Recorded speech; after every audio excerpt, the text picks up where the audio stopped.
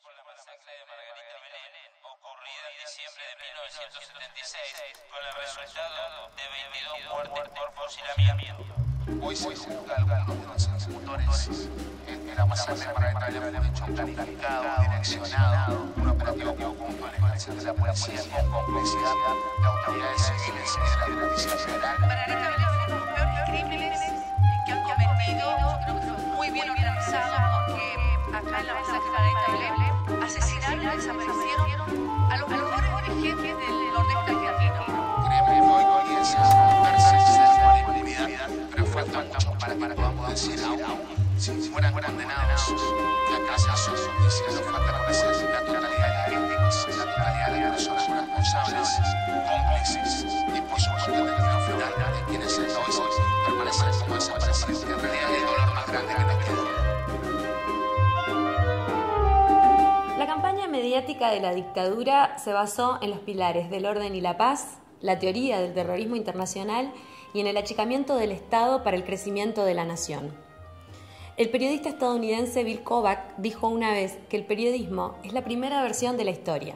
En el capítulo de hoy vamos a repasar algunos de los relatos mediáticos de la última dictadura y la responsabilidad histórica que tuvieron.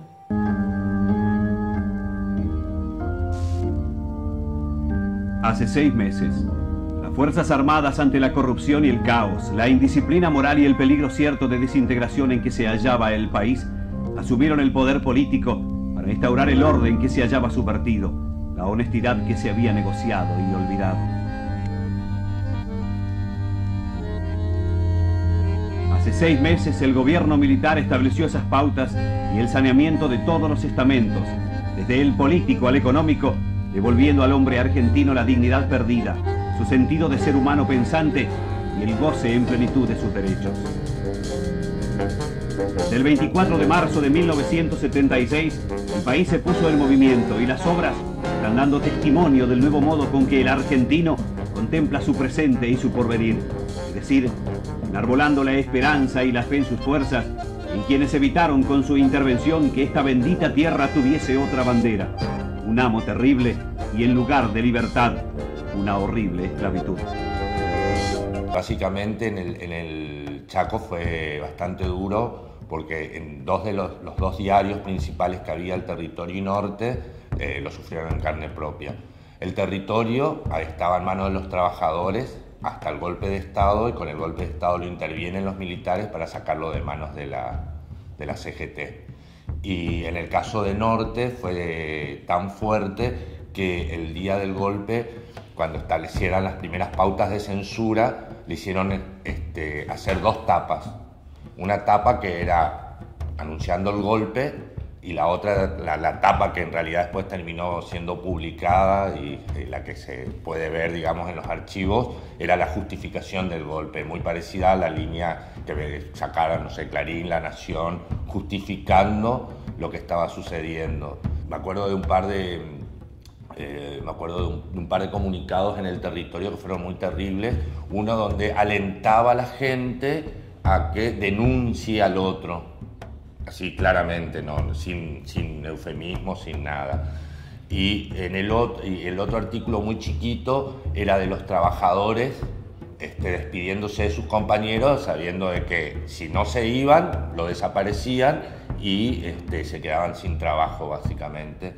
Esas son las cosas que primero me vienen a la mente respecto de cómo impactó de inmediato, digamos, ese 24 de marzo de 1976 en los diarios, básicamente, con la toma de posesión de los militares y de cómo los tipos fueron y dijeron, bueno, la censura se establece así y no hubo forma de frenarlo. Estaba claro que antes de que salgan ciertos contenidos, primero tenían que pasar por la censura militar. En algunos casos, como en el Territorio, el censor se apersonó en el diario y revisaba los contenidos como si fuese un editor.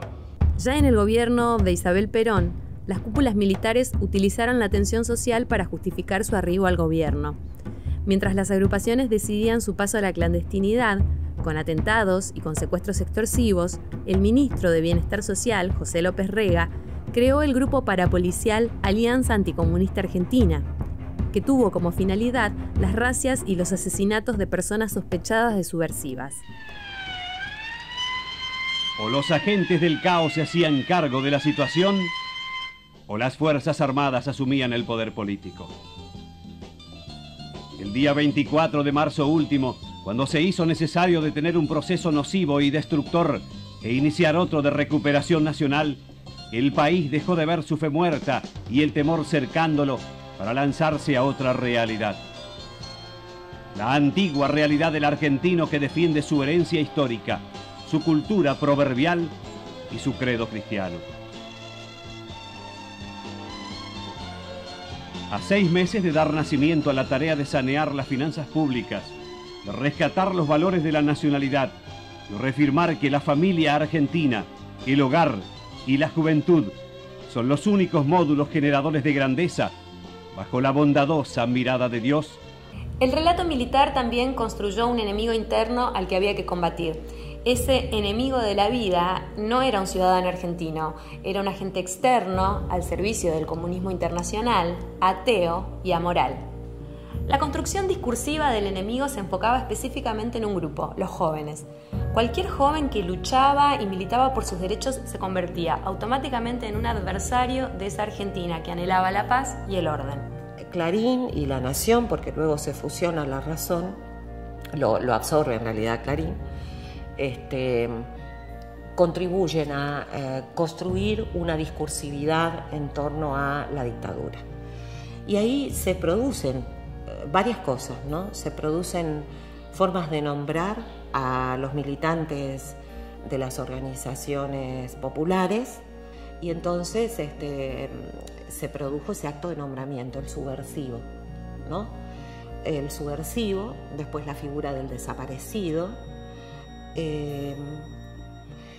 incluso algo terrible que lo había divulgado la revista Para Ti, también de Clarín, que le dedicó todo un capítulo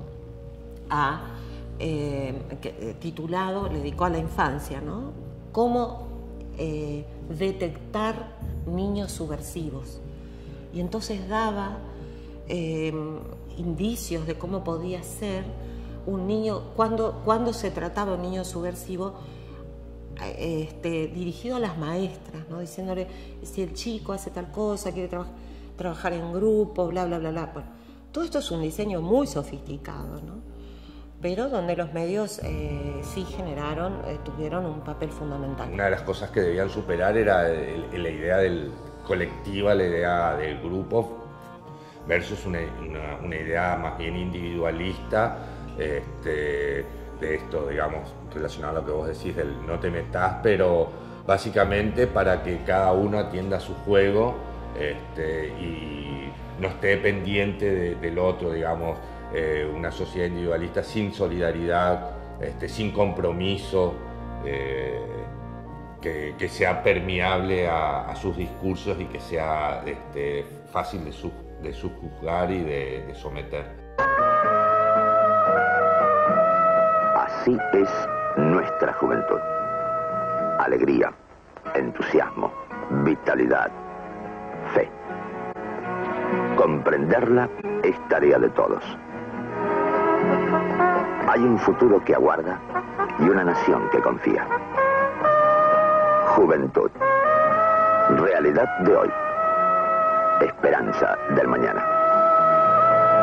La justificación ya venía desde el gobierno democrático anterior, digamos, con la ley de conmoción interior, sin dudas, ahí es donde aparece la figura del comprometido político como alguien problemático, como un problema a solucionar.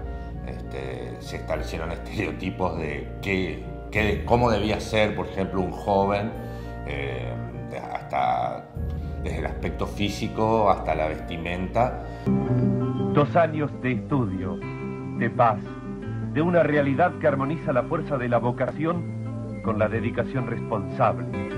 2 años durante los cuales los estudiantes se dedicaron exclusivamente a capacitarse para un futuro antes incierto y ahora promisorio. 24 de marzo de 1978, segundo aniversario del proceso de reorganización nacional. De ahí el nombre Proceso de Reorganización Nacional. ¿Cuál era el supuesto? Había una sociedad desordenada, en peligro, y vinimos a ordenarla. Y esto es interesante para pensar, porque esa idea de una sociedad ordenada según un orden establecido, un orden que es desigual, pero que no se discute, es una idea que tiene continuidad hoy y que sigue siendo justificadora de represiones, quizá en menor escala, porque el terrorismo de Estado no existe como estaba en ese momento, si bien no deja de haber todo un aparato que apoyándose en esa tradición torturadora, genocida, sigue ejerciendo la represión y la tortura sobre presos, sobre grupos jóvenes estudiantiles, sobre trabajadores en lucha, sobre mujeres en lucha hoy. Que este encuentro de mujeres estuvo empañado por actos de represión policial. La marcha, que transitó por más de 30 cuadras y que ponía fin al 31º Encuentro Nacional de Mujeres, terminó con heridos. Los cuerpos de seguridad lanzaron balas de gomas, gases lacrimógenos y camiones de agua contra la multitud. La marcha pacífica, que exigía la protección de las víctimas de la violencia contra las diversidades de género y feminicidios, dejó varias personas heridas. ¡Cobata de represión, por favor! Somos mujeres que venimos a pelear por nuestros derechos y ustedes lo único que hacen es reprimirnos y tirarnos balas de goma. ¡Basta, loco! Queremos ser escuchadas y ustedes lo único que hacen es reprimirnos. Sin necesidad nos golpean. ¿Por qué no nos dejan gritar? ¿Por qué? ¿Por qué me tienen que callar? ¿Por qué?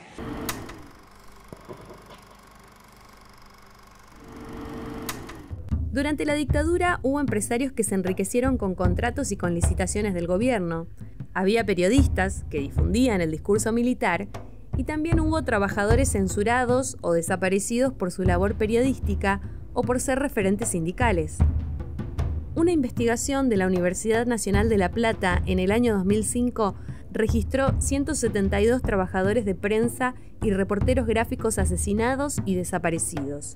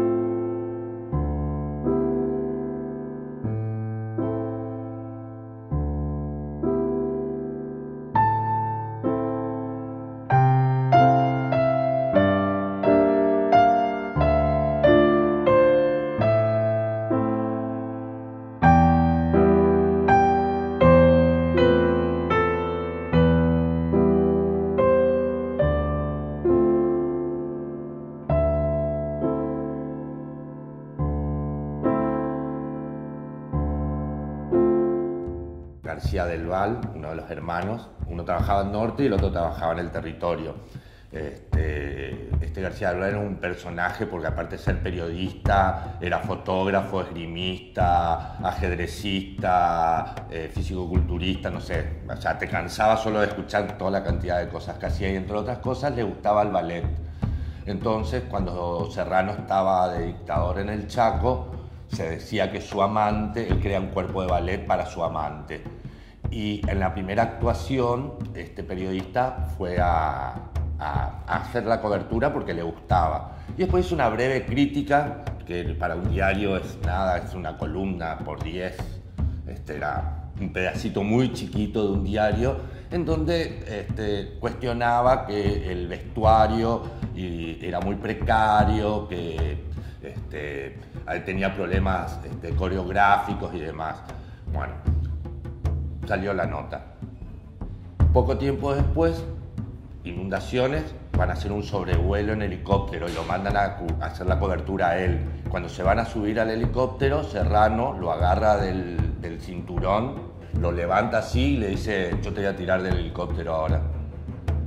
Según lo que cuenta García del Val, tuvo que intervenir otro militar, Luis Palacios, que después terminó reemplazándolo a Serrano, para calmarlo, y le dijeron: no, mira, va a subir tu fotógrafo, vos te quedás abajo porque si no, no volvés en este vuelo. Así que se tuvo que quedar abajo y nunca más pudo escribir sobre ballet en Chaco, ni mucho menos sobre la bailarina Eximia, digamos, que era la amante de Serrano. El papel que salga de la fábrica y sobre el que ha de escribirse la historia a medida que transcurre, quede asociado a su nombre. Esas inscripciones suelen ser más duraderas que el bronce. Muchas gracias. El presidente de la Nación, junto a autoridades de la empresa, procede a cortar la cinta con los colores nacionales. De esta manera, queda así inaugurada. Cuando alguien habla de firmeza, debe entenderse que firmeza no es dureza ni es altura. Si por dureza se entiende el castigo de los corruptos y los que atentan contra el país desde la sombra, entonces todos deseamos que esa justicia nos dé fuerzas para seguir adelante, para abrir la puerta de nuestros hogares y conocer la tibieza sin miedo. Básicamente las publicidades del régimen militar estaban ligadas a promover los grandes valores de los argentinos: familia, patria, justicia, siempre ligados a los valores cristianos, católicos básicamente, para que lo normal o el intento de normatizar la sociedad pase por estos ejes, digamos.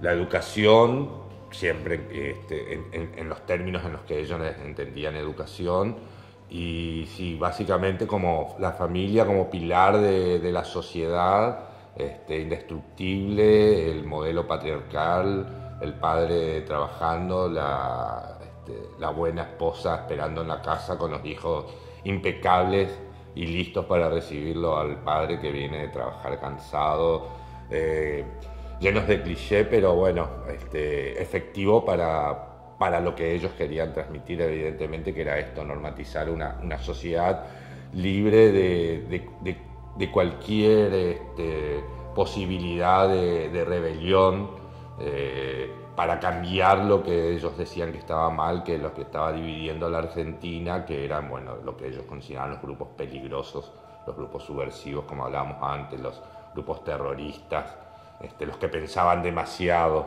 como lo terminó admitiendo un dictador después, digamos, que el exceso de pensamiento hacía mal a los jóvenes.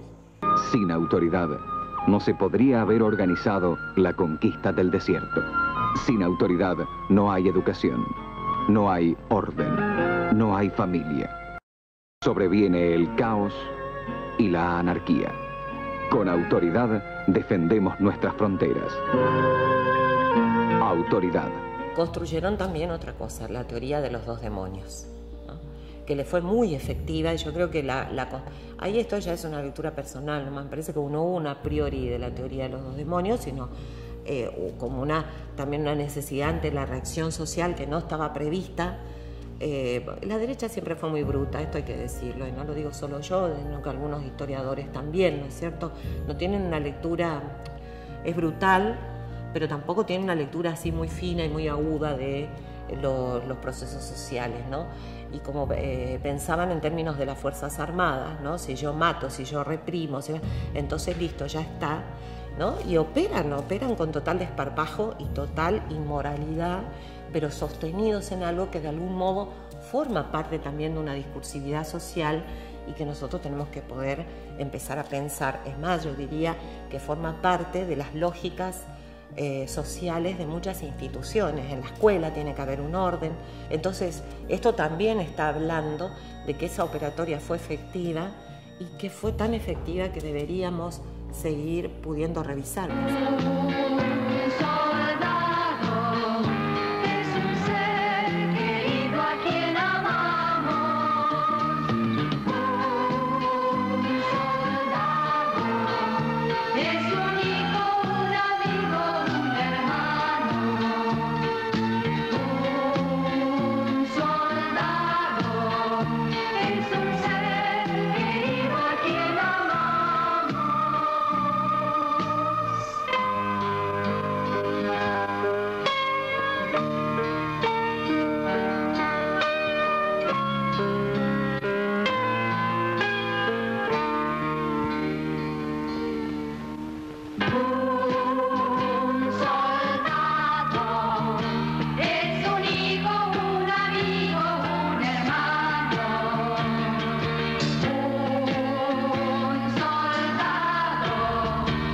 Ahí cumplió un papel fundamental. Nunca dijo que también en Malvinas, en ese campo de batalla, los militares reproducían las formas de tortura y de objetualización del otro que hacían acá, ¿no?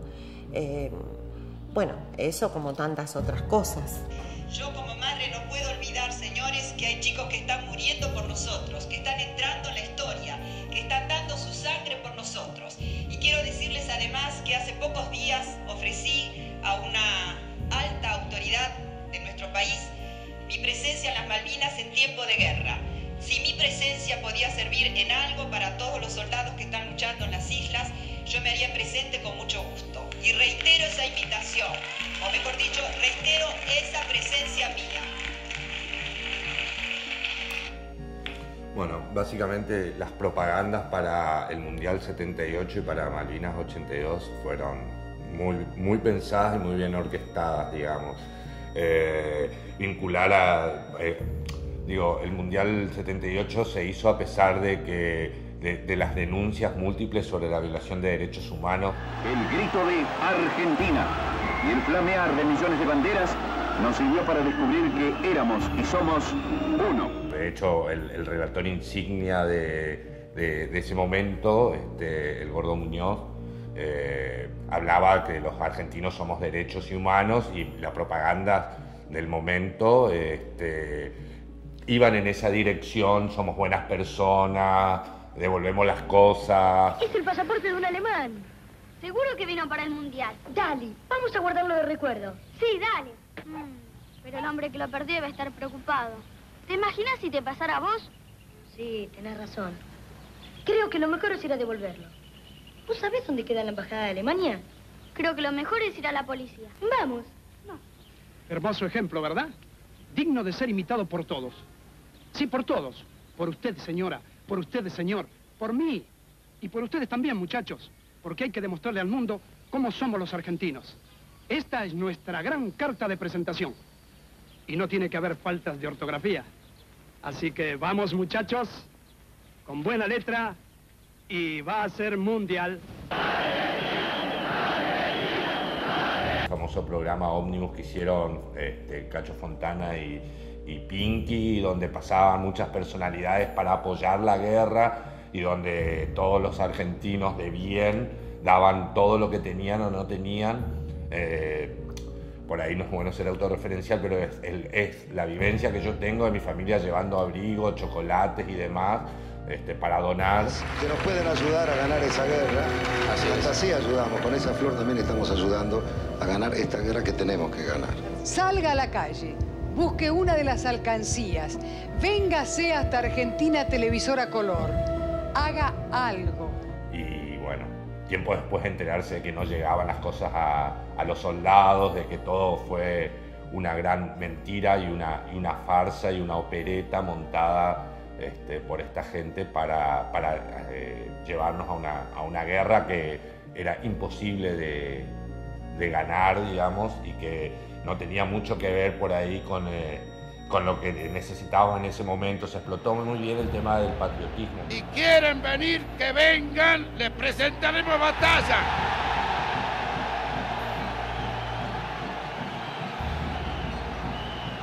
La dictadura militar diseñó estrategias de comunicación para ocultar o tergiversar lo que estaba sucediendo. Por ejemplo, documentales patrióticos o propagandas de tinte moral y religioso. Bueno, las publicidades fueron determinantes, digamos, era también otro cliché, digamos, donde lo nacional o la industria nacional era todo lo que estaba mal, la famosa silla que se rompe, y todo lo que era importado era lo mejor, que básicamente eso significó la destrucción de la economía local, la destrucción de la industria. Ahora hay mucho más para elegir. Aproveche esta situación y compare. También avanzaron en otros sectores que por ahí no eran tan promocionados. El sector cooperativo fue altamente atacado. Fueron uno de los dos peores momentos del sector cooperativo.